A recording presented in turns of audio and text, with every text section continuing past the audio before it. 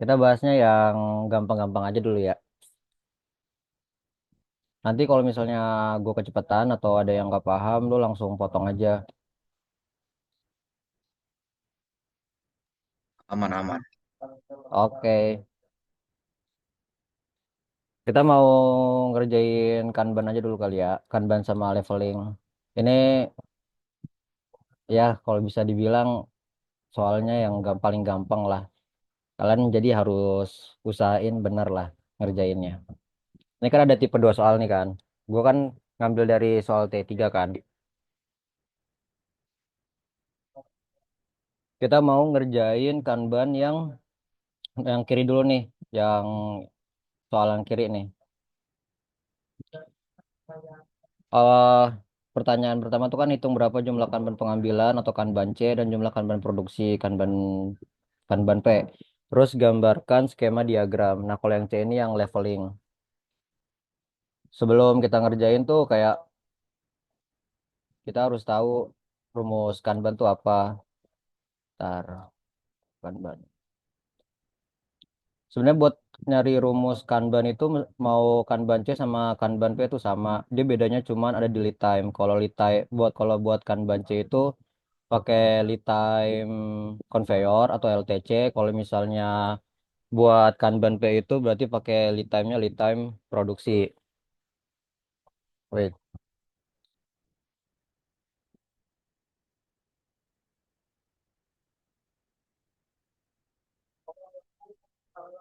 Ah, ini kok bisa. Bentar ya.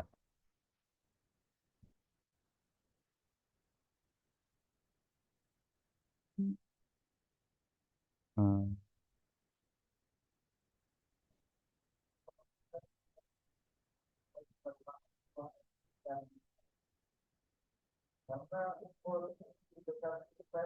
Ini share screen gue kelihatan kan ya? Kelihatan Jak.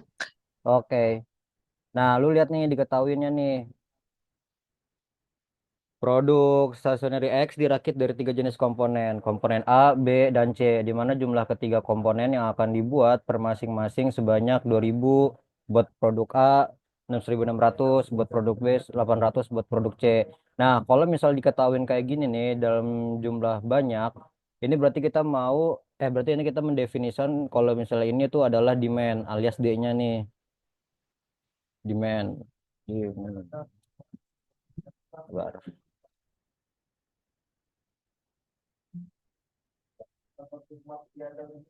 Oke. Demand A, B, C. Oke.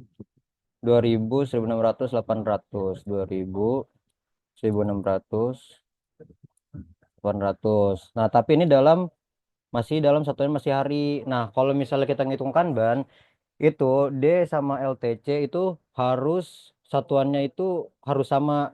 Ini kan masih hari. Nah, lu lihat nih di soal nih, ini waktunya nih. Data data waktu produksi dan waktu pergerakan masing-masing komponen itu dalam jam. Di mana satu hari itu ada 8 jam. Jadi kita kayak ngekonversi si demand ini ke dalam satuan jam karena buat ngikutin satuan dari si waktu. Nah, karena satu hari 8 jam demand yang ini kita bagi aja jadi dibagi 8. Nah, ini udah dalam satuan jam. Tuh, sampai sini paham nggak? Paham Jak. Oke, yang kedua itu kita butuh waktu LT nih.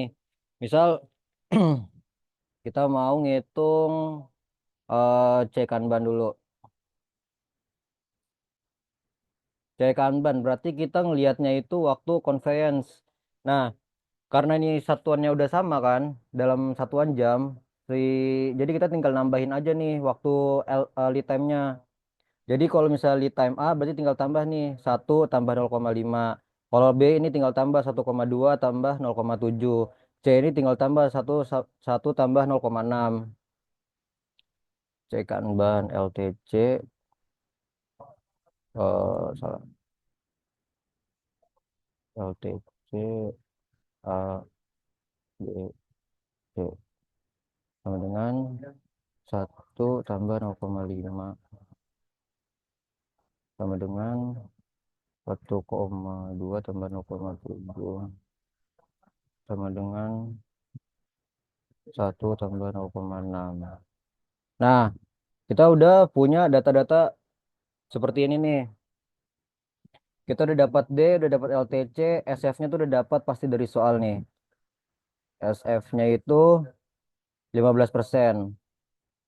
15%. Terus C ini A, B, C.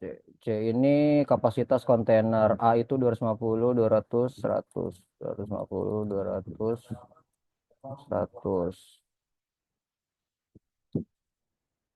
Ntar dulu. Ntar ya.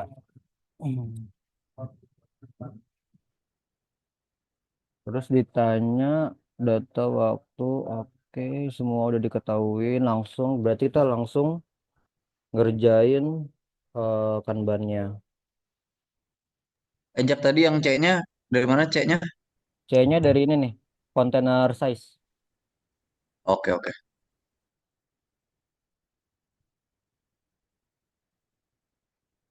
Nah, kita langsung hitung nih cek kanbannya. C kanban. Misal kita pakai produk A. Kalian tinggal masukin rumus nih.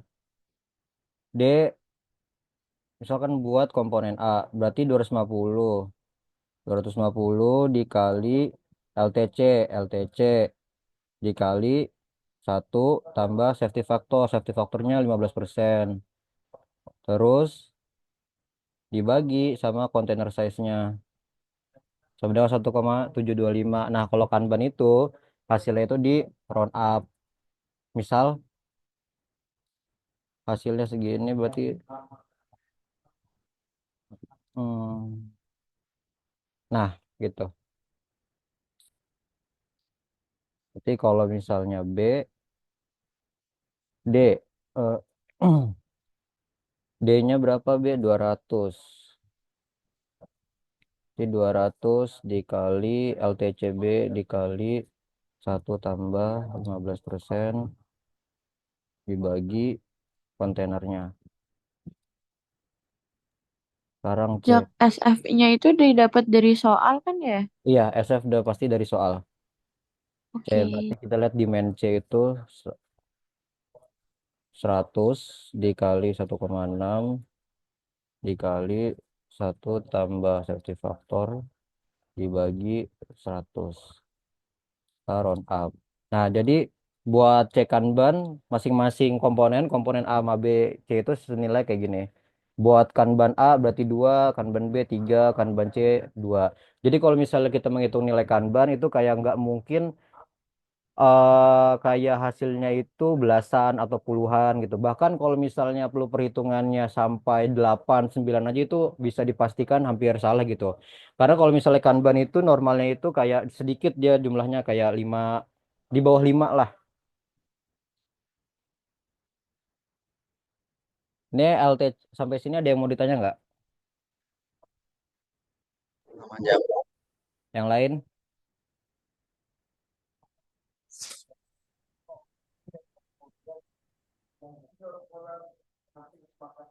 Yang lain? Aman, Jak. Oke. Nah, kita udah ngitung cek Kanban. Sekarang kita ngitung P Kanban. Kita di sini. Kita lihat nih P Kanban. Kanban berarti kita pakai waktunya yang production. Tapi ini agak tricky. Kalau misalnya Kanban, kita tuh nambahnya kayak gini nih. Total wait time ditambah setup time ditambah processing time dikali container size. Jadi 0,5 ditambah 0,2 ditambah buka kurung 0,005 kali dulu 250 gitu. Mungkin gua tulis aja di sini. Kan 0,5 tambah berapa ini? 0,2 ditambah 0,005 kali 250. Jadi si waktu processing time per unit ini kita kaliin dulu sama container size-nya. tuh kita dapat berarti kalau misalnya gini kita dapat 0,95. Paham gak yang ini buat nentuin waktu LTC ini?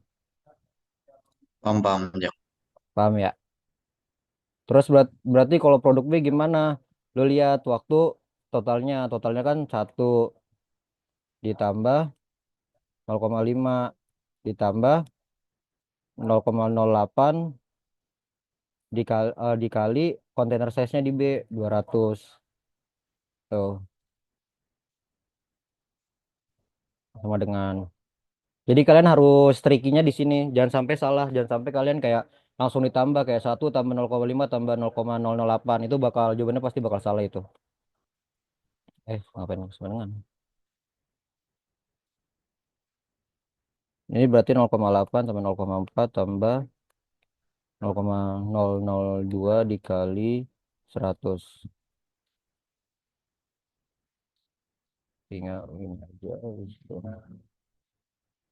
Nah, kita kan udah dapat waktu lead time-nya, safety factor-nya pasti sama. Sekarang C-nya sama juga pasti. Nah, kita langsung hitung nih si nilai P Kanban.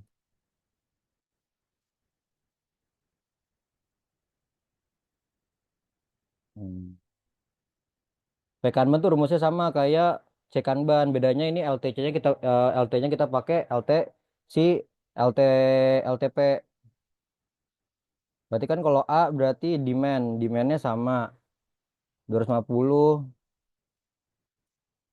250 dikali LTPA dikali safety factor dibagi sama C-nya cuma dapat 5. Habis itu kita round up. Sekarang B.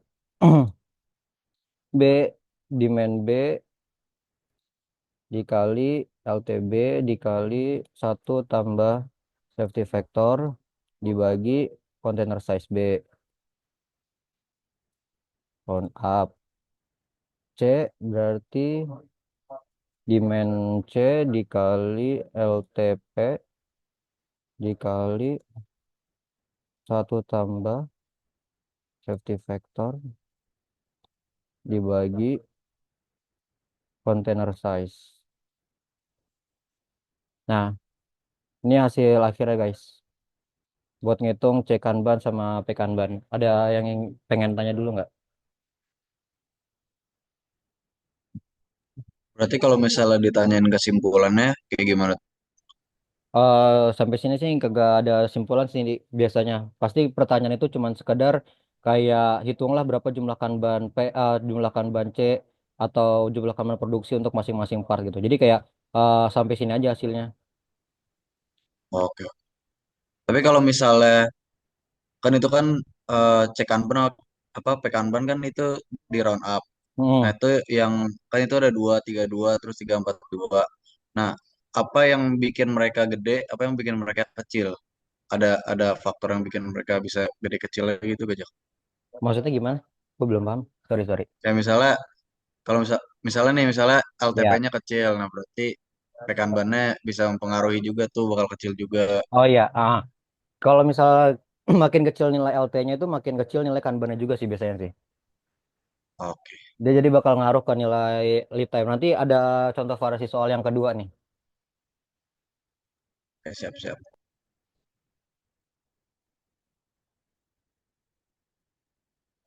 Sampai sini ada yang pengen nanya lagi?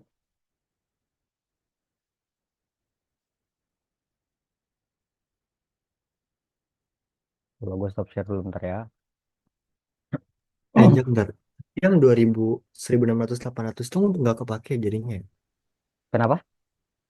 Yang 2000, 1600 sama 800. Itu eh tadi dibagi 8 soalnya per jam kan dia ini mintanya ini harus disamain. ya betul betul si Andi. Karena kita nggak pakai, karena kita harus konversi satuan kan. Jadi si 2000 1600 ini kan masih dalam bentuk hari, sedangkan lead time-nya dalam bentuk jam. Ya udah kita dari demand ini kita ubah jadi per jam. Makanya kita pakai tuh cuma jamnya aja. 250, 200 sama 100. Oh, oke, oke. Thank you. Oke.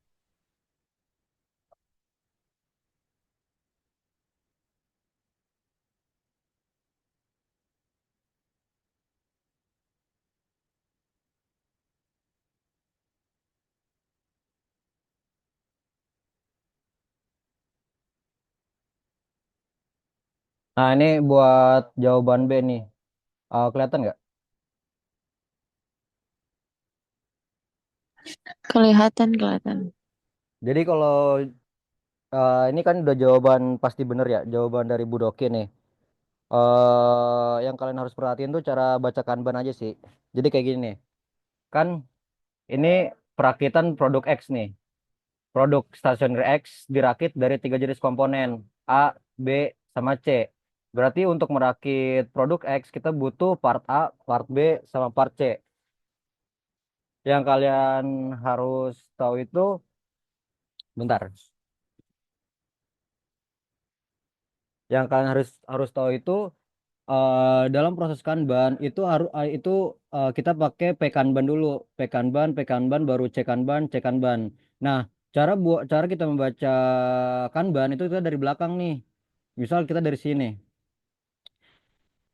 Kita bacanya dari atas baru ke bawah. Kayak misal nih, kita produk X. Produk X butuh part A.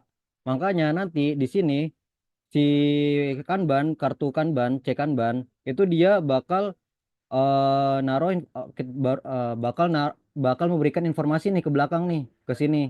Makanya nanti kartu C Kanban bakal pindah dari sini ke mundur ke belakang kayak, woi kita butuh produk A sekian nih, gitu. Nah, setelah C Kanban udah nyampe di sini, nanti produk A bakal maju ke depan sama kontainernya. Nah, sekarang kan berarti kontainernya di sini kosong kan? Karena produknya udah maju nih. Nah, setelah produknya udah kosong, kita itu baru memproduksi ulang. Kita butuh produk A, kita harus butuh produk A, harus membuat produk A sekian nih. Makanya kartu A-nya ini mundur ke belakang nih, ngasih tahu kita harus memproduksi sekian. Setelah kita udah memproduksi sekian, nanti kontainernya maju lagi ke depan. Dari sini membawa komponen A gitu. Kurang jelas nggak? Harus gue ulang.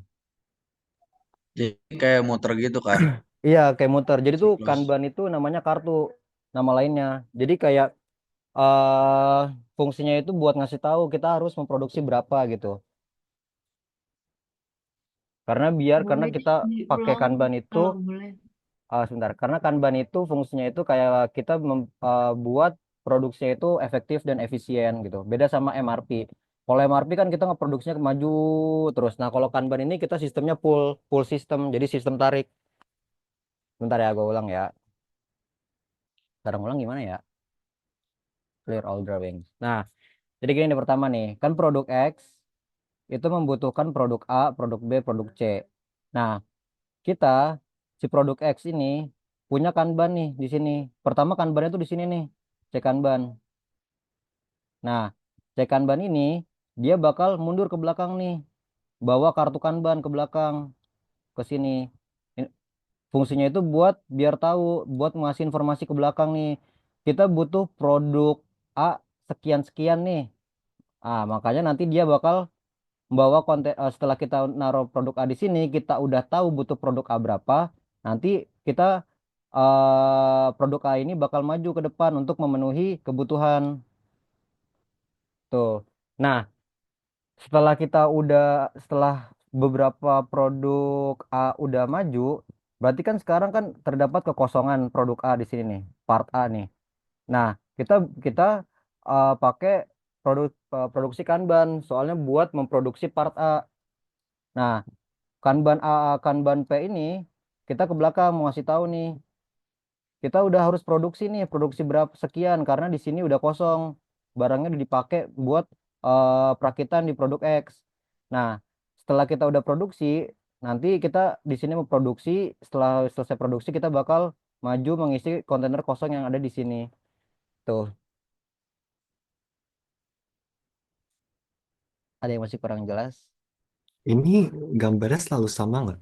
Selalu sama harusnya. kayak gini. Oke. Pokoknya yang harus kalian Ntar tahu, ini Tergantung tergantung produknya dihasilkan dari apa aja nggak ya sih? iya itu juga. Pokoknya P Kanban, C Kanban gitu. Jadi P dulu, P Kanban dulu baru C Kanban. ini buat soal yang mana, Jak? Ini sama ini. Bentar ya. Clear all drawings. Yang gambar itu Londi. Nomor B nih. Gambarkan skema diagram yang menunjukkan produksi part dan area perakitan produk serta lokasi kontainer dan kartu. Oh, tapi kalau misalnya berarti partnya itu ada empat, berarti empat kan gambarnya. Iya, jadi berarti terdapat empat ada A, B, C, D gitu. Tapi patternnya tetap sama. Pekanban, cekanban, cekanban gitu. Oke, oke. Berarti pekan sama cekan banyak nggak ngikutin hasil yang poin A kan ya? Enggak, jadi kita fokusnya itu ya udah gimana sih aliran diagram kanbannya gitu. Oke, oke.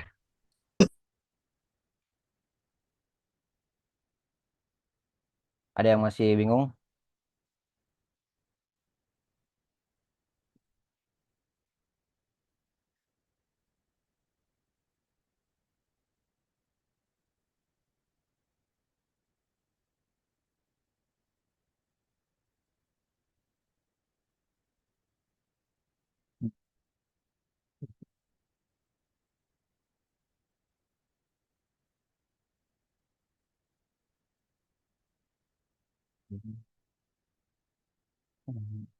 Oke, ini gue lanjut ya. Kalau nggak ada yang nanya ya, ke soal variasi yang ini nih. Nggak ada yang nanya lagi kan?